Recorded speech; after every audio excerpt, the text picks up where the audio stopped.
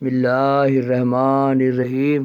اللہم صلی علی سیدنا و مولانا محمد النبی الامی وآلہ وصحبہ بارک وسلم صلاۃً و سلامًا علی اسماء الحسنی شمس قمر غوث بنگالہ۔ پارٹ بائی پارٹ ڈال رہا ہوں، دیکھیے دکھائے، لائک کے ساتھ شیئر کیجیے اور گھنٹی بجائیے اور سرکار لوگوں کے چاہنے والوں میں پھیلائیے عرس کی تاریخ کی تفصیل۔ اللہم صلی علی سیدنا و مولانا محمد النبی الامی وآلہ وصحبہ بارک وسلم صلاۃً و سلامًا علیک یا رسول اللہ صلی اللہ علیہ وسلم۔ اللہم صلی علی سیدنا و مولانا محمد النبی الامی وآلہ وصحبہ بارک وسلم صلاۃً و سلامًا علیک یا رسول اللہ صلی اللہ علیہ وسلم۔ پارٹ 141، یہ جو مناظرہ ہوا اور اس کے یہاں سے آگے بات چلی۔ اس کے بعد اپنی بڑی بڑی سرخ دھاری آنکھوں کو پھاڑ کر لوگوں کی طرف گھورنا شروع کیا۔ ان کے جذباتی کلام کا مجموعہ پر کچھ ایسا اثر پڑا کہ مجمع بے خود ہو گیا اور مولویوں نے بحث کے سلسلے میں معذرت طلب کی، گویا کہ مناظرہ کا پورا پلان ہی کافور ہو گیا۔ جمعے کی نماز ختم ہوئی، اصلاحی جلسے کا اعلان ہوا، علماؤں کے صدر ممبر خطابت پر آئے اور بہت مختصر جملے میں اپنی آمد کی غرض و غایت بیان کرتے ہوئے مسلمانوں کو فقیروں سے چھیڑ چھاڑ نہ کرنے کی ہدایت کی اور کل و فاتحہ کے جواز و برکات، نیز اولیاء اللہ سے حسن عقیدت پر روشنی ڈالتے ہوئے یہ بھی اظہار کر دیا کہ ہمیں دھوکہ دے کے یہاں بلایا گیا ہے، ورنہ ہم لوگ فقیروں سے ٹکر لینے کے لیے ہرگز نہیں آتے۔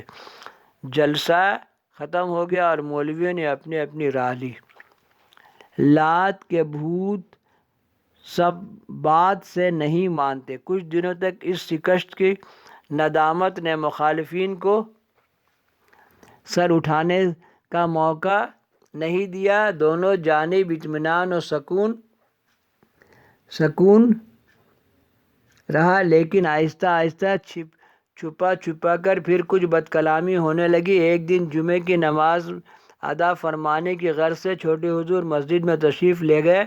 جب نماز سے فارغ ہو کر لوٹ رہے تھے تو آپ کو دیکھ کر ایک بد لگام نے ناگفتنی بات کہنی شروع کر دی، گویا کہ اس نے آپ کو مخاطب نہیں کیا اور نہ ہی آپ کو برا بھلا کہا، بلکہ عام صوفیوں کی شان میں بے ادبی کی۔ حضرت کو یار آئے ضبط نہیں رہا، بے اختیار زبان سے نکل گیا، مارو۔ جان نثاروں کی اچھی خاصی تعداد ساتھ تھی، ان کو اپنے دل کی بھڑاس نکالنے کا پہلا موقع مل گیا۔ ایک گستاخوں پر ٹوٹ پڑے اور مذکورہ زبان دراز بدکوں کو تو سزا مل ہی، ساتھ ہی ساتھ دوسرے مخالفین بھی نوجوانوں کے جھپٹ میں سے محفوظ نہیں رہ سکے۔ چن کر ایک ایک کی خبر لی گئی، غرض کے جوتا ٹوپی چھوڑ کر مخالفین نے راہ فرار اختیار کی۔ اتفاق سے ایک جانحصار اپنی کسی اہم ضرورت سے باہر گیا ہوا تھا، آ کر جب واقعہ سنا تو تکمیل حکم میں شرکت نہ ہونے کا اسے سخت صدمہ ہوا۔ آخر پوچھنے لگا کہ کوئی ایسا بھی مخالف تھا جو بچ کر نکل گیا؟ لوگوں نے کہا کہ فلاں شخص موجود نہیں تھا، یہ سننا تھا کہ اس کا گھر میں جا کے اس کی پٹائی کر دیا۔ اللہم صلی علی سیدنا و مولانا محمد النبی الامی وآلہ وصحبہ بارک وسلم صلاۃً و سلام۔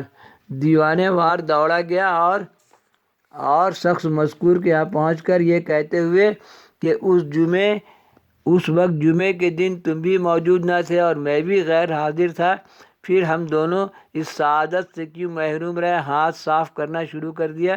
جب دل کا بوجھ کم ہوا تو اس کو چھوڑ اس طرف جو مخالف جہاں ملتا گیا اس کی مرمت کرتا ہوا گھر لوٹا۔ غرض کے اس واقعے کے بعد پھر کسی کو زبان کھولنے کی ہمت و جرات نہیں ہوئی۔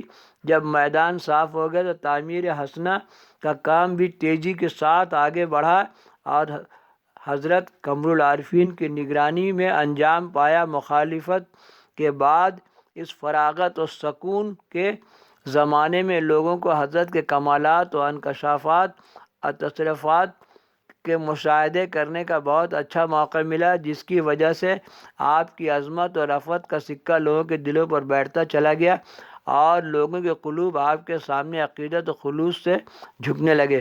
آج ان کے کرم کے بدولت بادشاہوں کے صف میں کھڑا ہوں،